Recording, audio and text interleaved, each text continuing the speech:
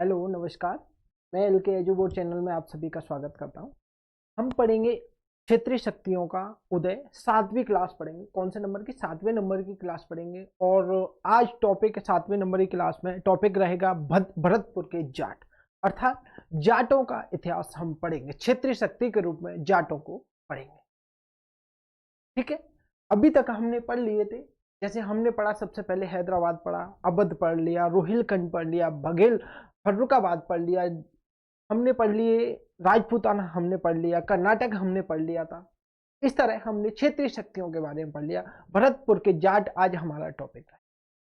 ठीक है, क्या नाम है? भरतपुर के जाट। तो शुरू करते हैं हम भरतपुर के जाटों के बारे में। हम पढ़ेंगे गोकुल दास से लेकर सूरजमल दास तक और सूरजमल तक। ठीक है, और उसके बाद आगे और भी बनते हैं, तो उन्हें सबको पढ़ेंगे। हम जाटों का एक सीक्वेंस क्रमानुसार अध्ययन करें। ठीक है, गोकुल दास से शुरू होता है जाटों का इतिहास, उसे हम शुरू करते हैं।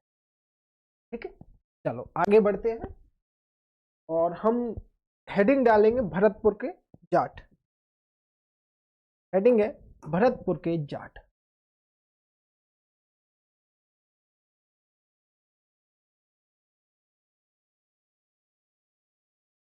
क्या है? भरतपुर के जाट।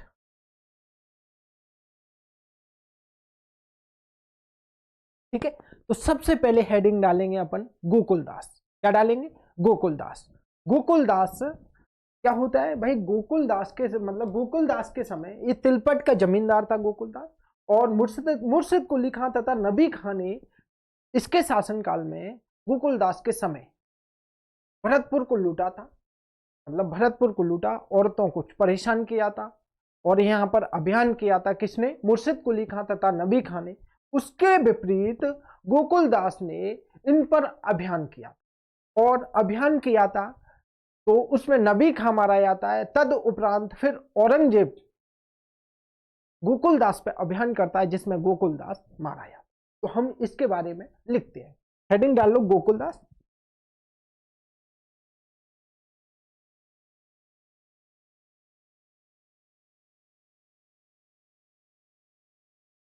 हेडिंग क्या है? गोकुल दास। देख रहा है ना सब कुछ क्लियर?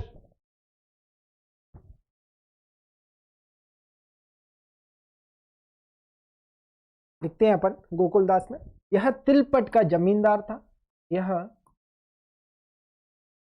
तिलपट का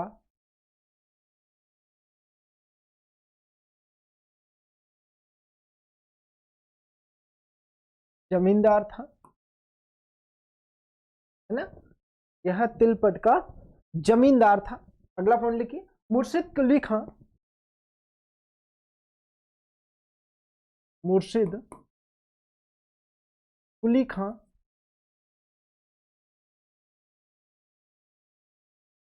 एवं नबी खां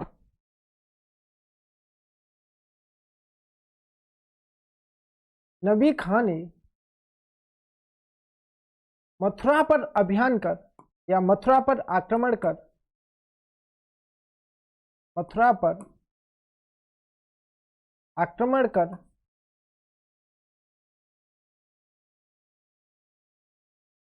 कब? मथुरा पर आक्रमण कर मंदिरों को तोड़ा। कब? औरंगजेब के शासनकाल की बात चल रही। मंदिरों को तोड़ा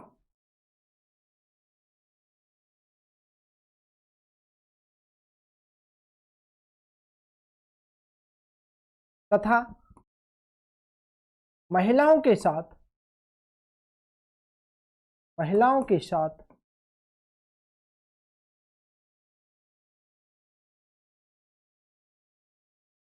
छेड़छाड़ की। छेड़छाड़, महिलाओं के साथ छेड़छाड़। ठीक, मतलब मुर्शिद कुली खां और नबी खां ने मथुरा पर आक्रमण किया था। और मथुरा पर आक्रमण किया तो वहां पर मंदिरों को तोड़ा गया था, मथुरा के मंदिरों को, और महिलाओं के साथ छेड़छाड़ की थी। अब लिखिए इसके विपरीत अगला पॉइंट है, जिस कारण गोकुल दास ने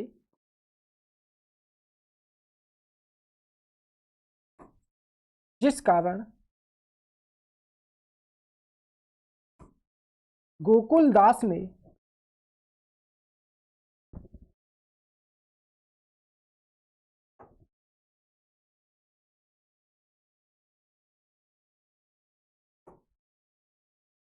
सोलह सौ उनसत्तर में विद्रोह कर दिया,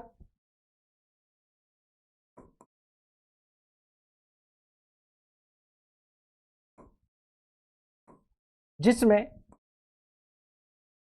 जिसमें नबी खां मारा जाता है।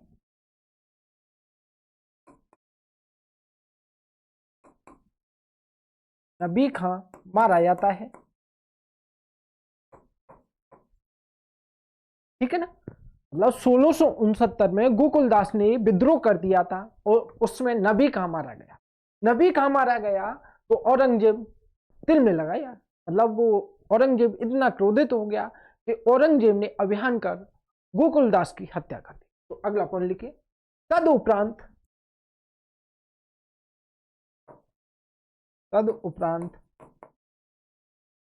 औरंगजेब ने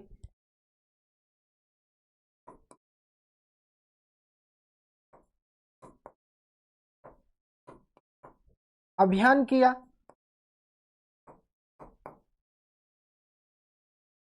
किया जिसमें गोकुलदास मारा जाता है। गोकुलदास मारा जाता है,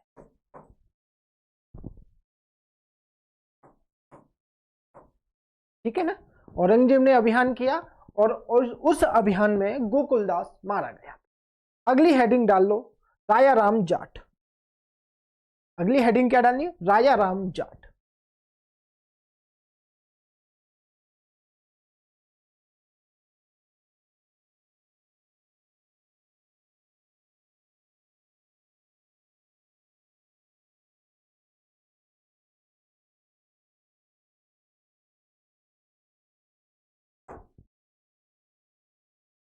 राजा राम जाट,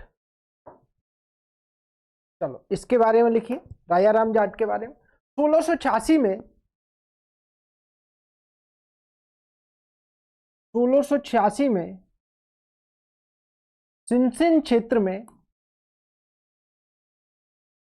सिनसिन क्षेत्र में विद्रोह किया।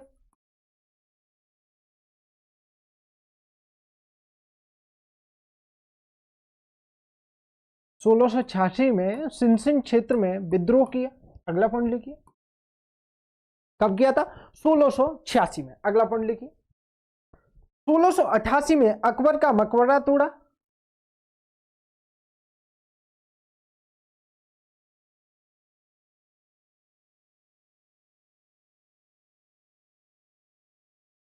1688 में अकबर का मकबरा तोड़ा,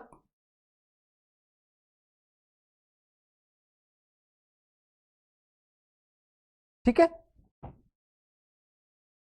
तथा उसकी हड्डियां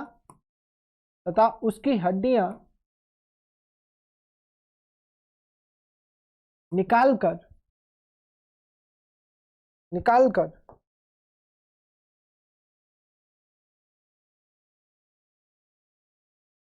जला दी,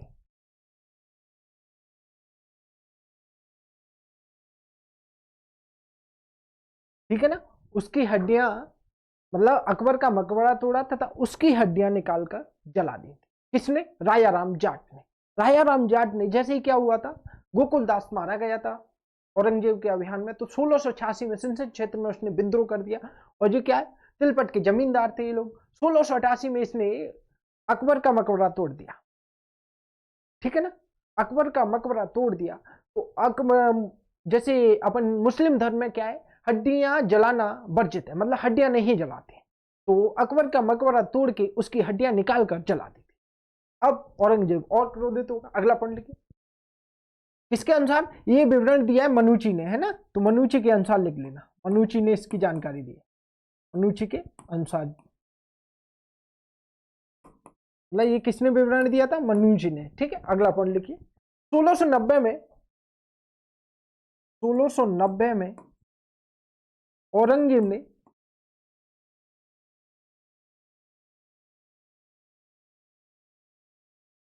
इस विद्रोह का दमन कर दिया। इस विद्रोह का दमन किया।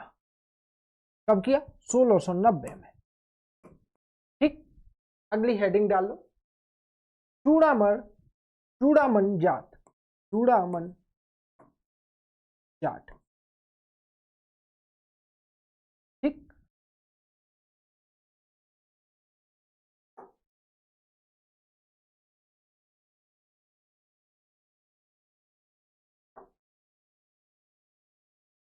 लिखिए इसके बारे में। इसने जो शासन किया था चूड़ामण जाट ने, वो 1695 से 1721 तक रहे थे। 1695 से 1721 तक। ठीक, तो अब आगे इसमें पहला पॉइंट लिखिए, भरतपुर व थून किलों की नींव रखी थी। इसने भरतपुर व थून किलों की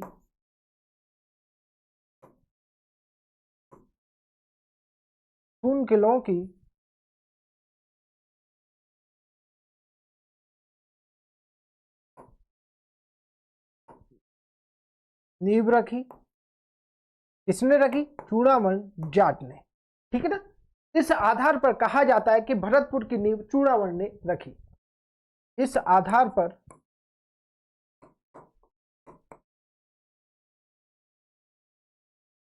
कहा जा सकता है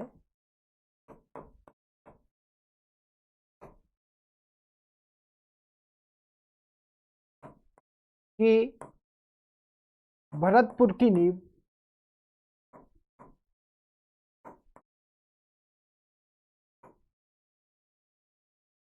चूड़ामण जाट ने रखी। किसने रखी? चूड़ामण जाट ने रखी।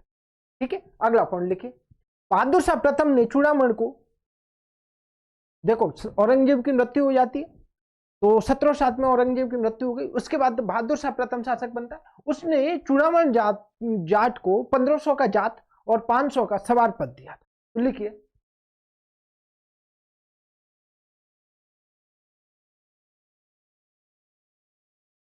बहादुर शाह प्रथम ने औरंगजेब की मृत्यु के बाद बैठा था, है ना। बहादुर शाह प्रथम ने चूड़ामण को 1500 का जात,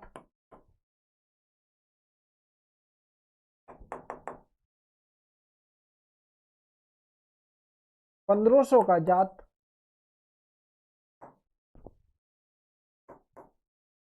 एवं 500 का एवं 500 का सवार पद दिया। किसको दिया था? चूड़ामण जाट को। ठीक है, किसने दिया था? बहादुर शाह प्रथम ने। किसने दिया था? बहादुर शाह प्रथम ने। औरंगजेब की मृत्यु के बाद 1707 में औरंगजेब की मृत्यु हो जाती है। उसके बाद कौन बैठता है? बहादुर शाह प्रथम बैठता है, और उसने चूड़ामण जाट को 1500 का जात पद और 500 का सवार पद दिया। ठीक है, आगे बढ़ते हैं। इसने सिखों के विरुद्ध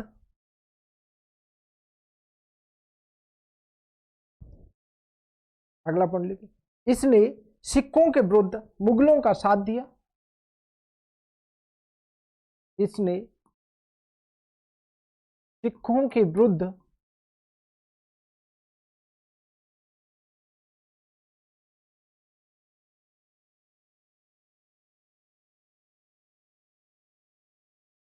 मुगलों का साथ दिया। किसका साथ दिया? मुगलों का साथ दिया।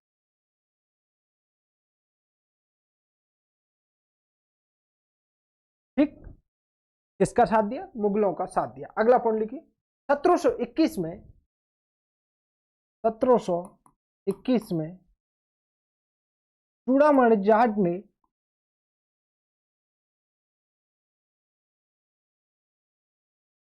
आत्महत्या कर ली। आत्महत्या कर ली अब 1721 में। ठीक है, चलो आगे बढ़ते हैं। अगली हेडिंग डाल लो, वदन सिंह जाट। क्या नाम है? वदन सिंह जाट।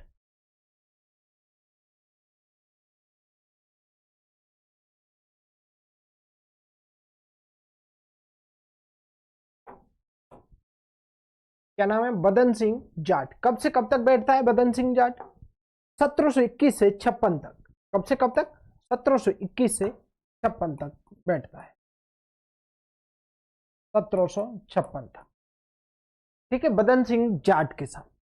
अब क्या होता है वदन सिंह जाट के बारे में हम, इस समय मुगल शासक बन चुका था कौन? बहादुर शाह प्रथम, क्या नाम है? मोहम्मद शाह रंगीला। मुगल शासक बन चुका था मोहम्मद शाह। कब? 1719 से 1748 तक।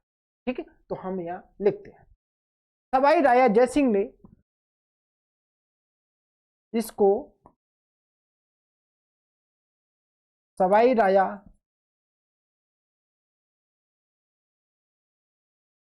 जयसिंह ने ब्रजराज ब्रजराज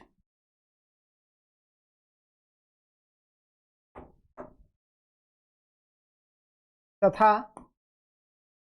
सवाई राजा जयसिंह ने तथा ब्रजराज तथा अब्दाली ने राजा महेंद्र की उपाधि दी, तथा अब्दाली ने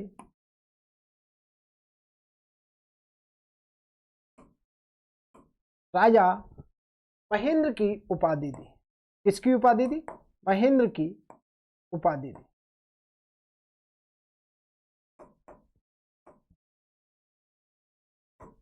समझे? इसको सवाई राजा जयसिंह ने ब्रजराज की उपाधि दी, और मोहम्मद, क्या नाम था, अहमद शाह अब्दाली ने राजा महेंद्र की उपाधि किसको दी थी? वदन सिंह जाट को। अगला पॉइंट लिखते हैं, भरतपुर में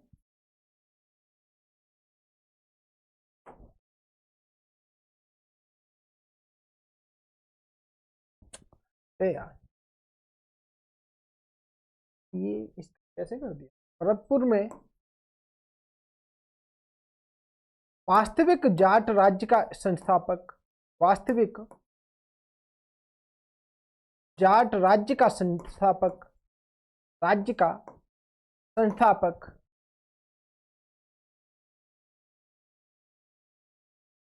वदन सिंह जाट को कहा जाता है। वदन सिंह जाट को कहा जाता है। किसे कहा जाता है? वदन सिंह जाट को कहा जाता है। अगला पॉइंट लिखिए, राजा वदन सिंह ने एक शक्तिशाली सेना का गठन किया। राजा वदन सिंह ने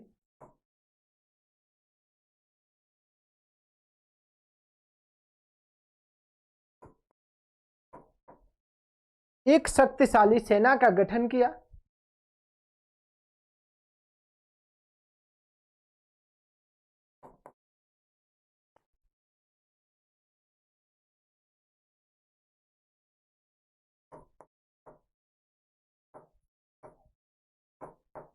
ठीक है, किसका गठन किया? एक शक्तिशाली सेना का गठन किया था। किसने किया था? राजा वदन सिंह ने। तथा भरतपुर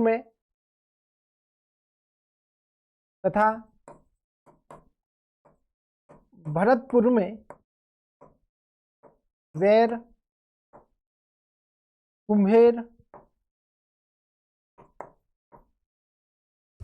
डींग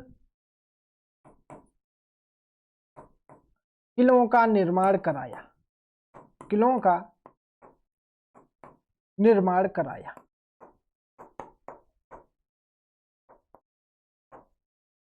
किसने कराया था? राजा वदन सिंह ने। वैर, कुम्हेर, डींग किलों का निर्माण कराया। किसने कराया था? राजा वदन सिंह ने। ठीक है, अगला पॉइंट लिखिए, 1739 में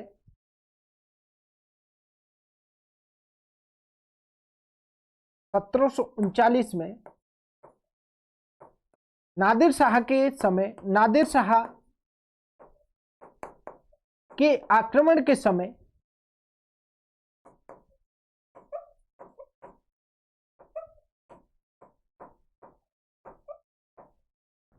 हुई अव्यवस्था का लाभ उठाकर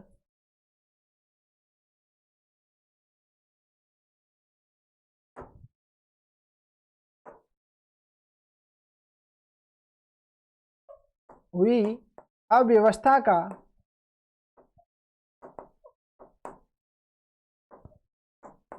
लाभ उठाकर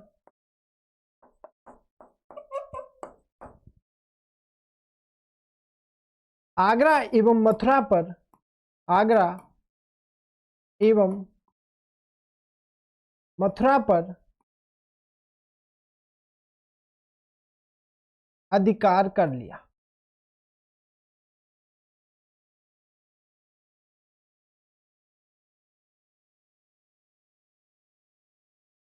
ठीक है ना, आगरा एवं मथुरा पर अधिकार कर लिया था। किसने कर लिया था? राजा बदन सिंह ने।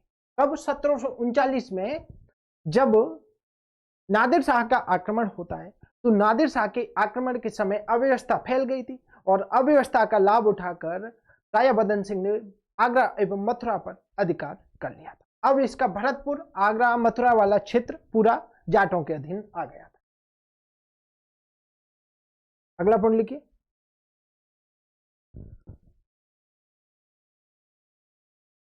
मथुरा में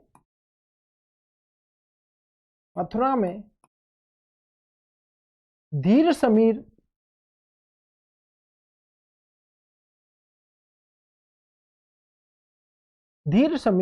मंदिर का निर्माण कराया।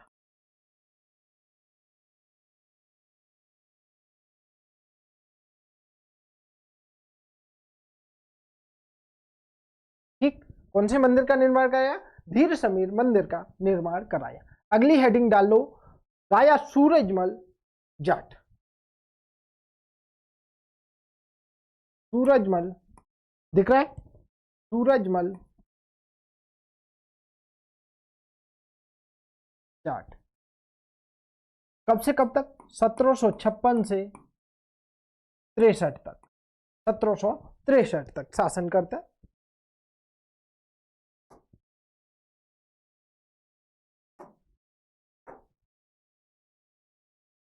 ठीक, चलो लिखते हैं सूरजमल जाट के बारे में। पहला पॉइंट लिखिए, जाटों का यूलिसिस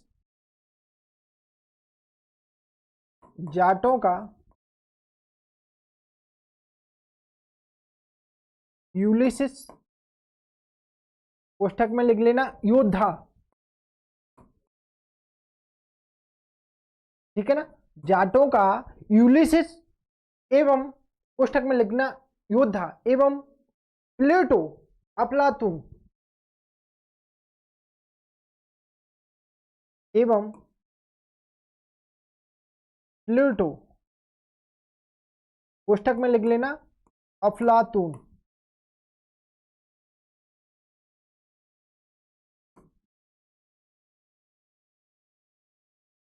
कहा जाता है। ठीक है ना, एक विद्वान राजा था, मतलब कैसा था? विद्वान व्यक्ति था और साथ साथ में एक योद्धा व्यक्ति था। कौन? राजा सूरजमल। कब बैठा? 1756 से 1763 तक। याद करो, उस समय मैंने आपको मराठा में पढ़ाया था कि 1754 में 53, 52, 53, मतलब 53-54 में मराठों ने अभियान किया था। कहां पर? जाट, भरतपुर के किले पर, कुम्हेरगढ़ के किले पर किया। और कुम्हेरगढ़ के किले में इधर मल्लावराव होलकर थे और सिंधिया थे, दोनों ने अभियान किया था, लेकिन इसे जीत नहीं पाए थे। मल्लावराव होलकर का पुत्र मारा गया था 1754 में, मालेराव होलकर, खांडेराव होलकर। क्या नाम था? खांडेराव होलकर। ठीक है ना, 1754 में खांडेराव होलकर मारा गया था। और सूरजमल ने पहले तो इन्हें 40 लाख रुपए देने की बोला था कि 40 लाख रुपए देकर समझौता कर लिए, लेकिन बाद में 30 लाख रुपए देकर ही समझौता किया था, क्योंकि 5-6 महीने तक घेरा डाले रखे थे कुम्हेरगढ़ के किले पर, परंतु वो जीत नहीं सके थे। ठीक है ना, चलो आगे लिखते हैं अगला पॉइंट।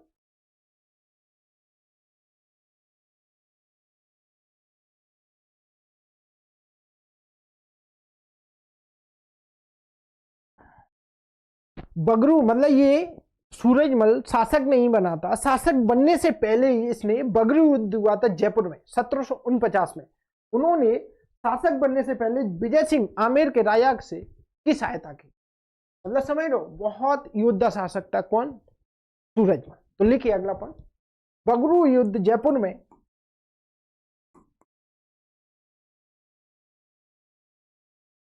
पुस्तक में जयपुर, बगरू युद्ध का कहा, जयपुर। 1749 में शासक बनने से पहले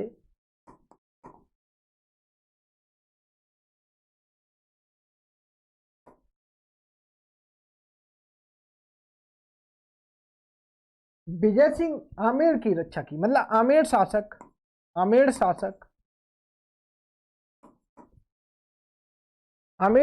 विजय सिंह की रक्षा की।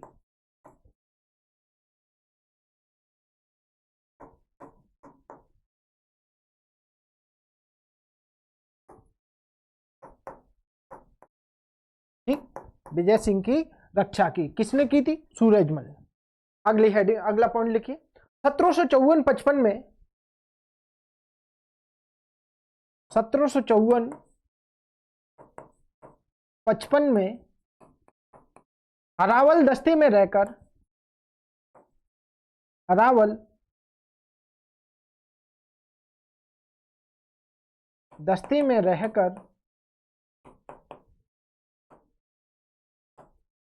मराठा सरदार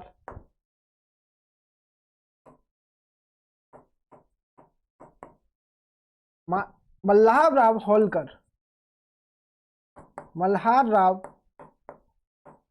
होलकर कौन से दस्ते में रहकर, अरावल दस्ते में रहकर मराठा सरदार मल्हार राव होलकर को पीछे हटने पर विवश किया। पीछे हटने पर विवश किया,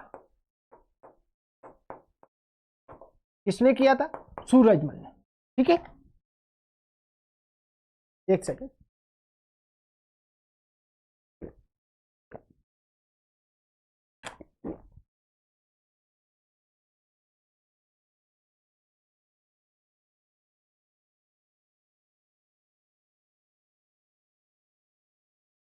अगला पॉइंट लिखिए, पानीपत के तृतीय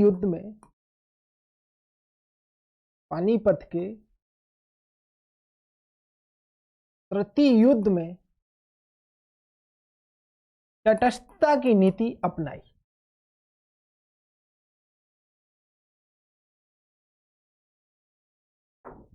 तटस्थता की नीति अपनाई।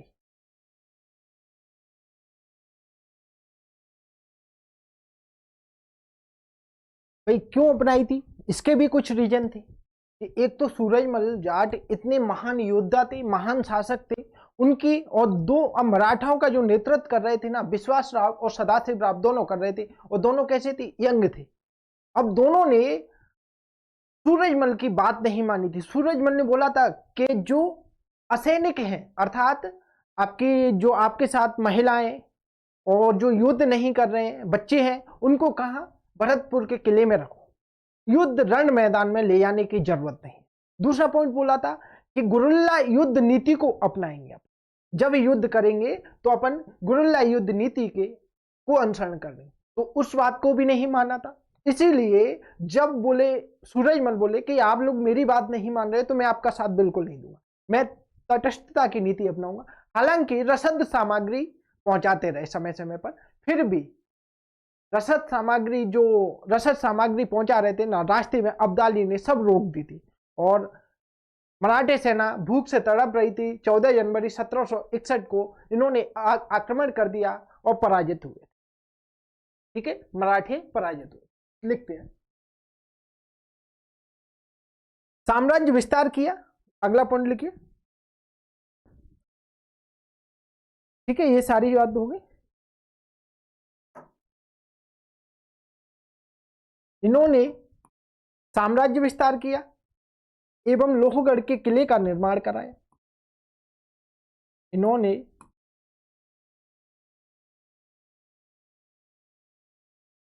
साम्राज्य विस्तार किया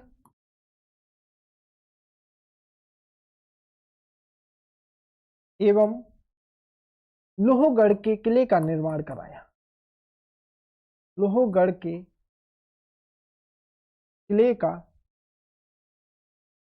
निर्माण कराया।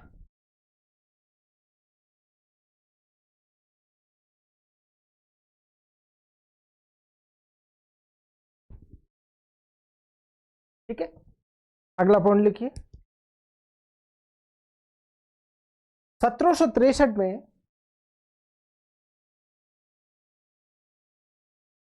1763 में नजीब उद दौला से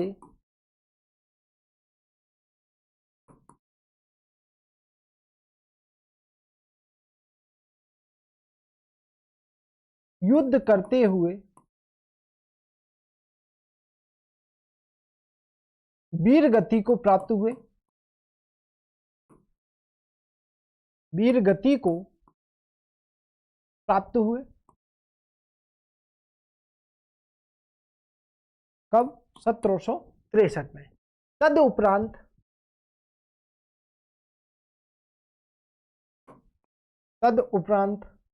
क्रमशः निम्न शासक हुए। निम्न शासक हुए, तो लिख लो कौन कौन से हुए, अपन लिख लेते। जवाहर सिंह,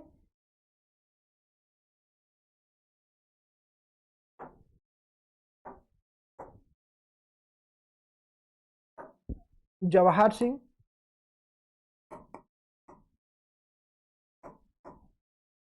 ठीक है, कौन से? जवाहर सिंह, रतन सिंह,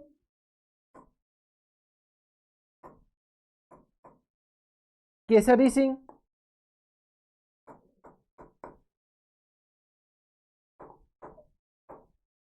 ठीक है, रणजीत सिंह,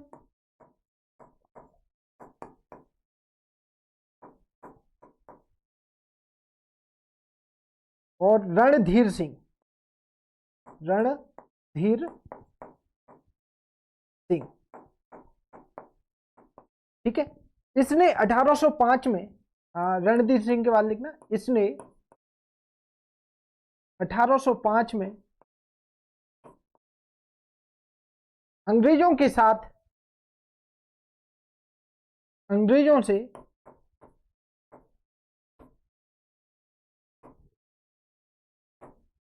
संधि कर ब्रिटिश अधीनता स्वीकार कर ली। ब्रिटिश अधीनता स्वीकार कर ली।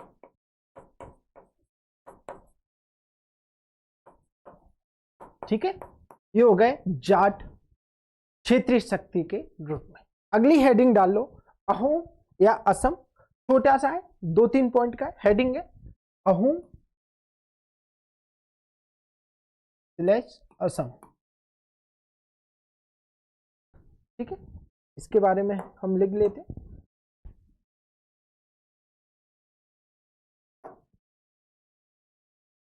पहला पॉइंट लिखिए, इसका प्राचीन नाम प्राग ज्योतिषपुर।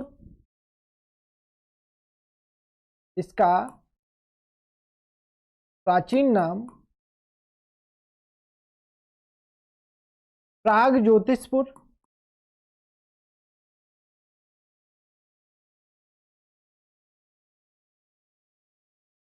एवं कामरूप था। एवं कामरूप था। इसका असम का, असम का प्राचीन नाम प्राग ज्योतिषपुर एवं कामरूप था। अगला पॉइंट लिखिए, रुद्र सिंह ने यहां स्वतंत्र सत्ता स्थापित की। रुद्र सिंह ने यहां स्वतंत्र सत्ता स्थापित की।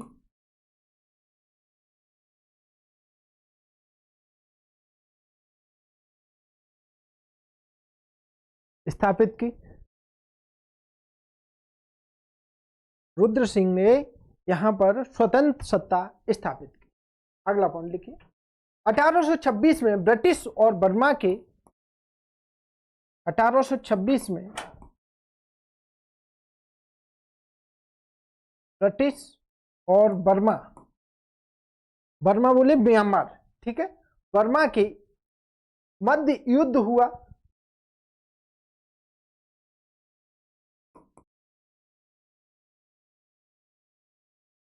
मध्य युद्ध हुआ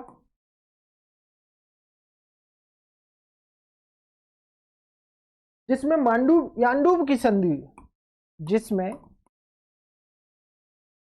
कौन सी संधि हुई? यांडूब की संधि हुई।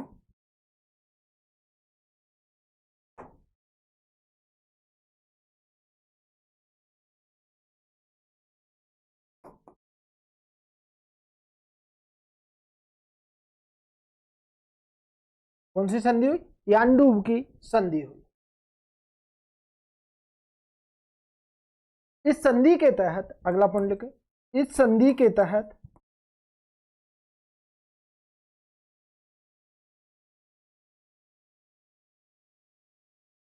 इस संधि के तहत असम का अधिकांश क्षेत्र,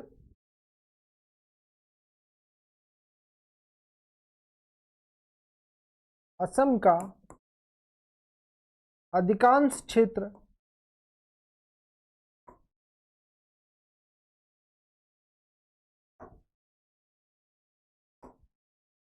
अंग्रेजों के अधीन आ गया।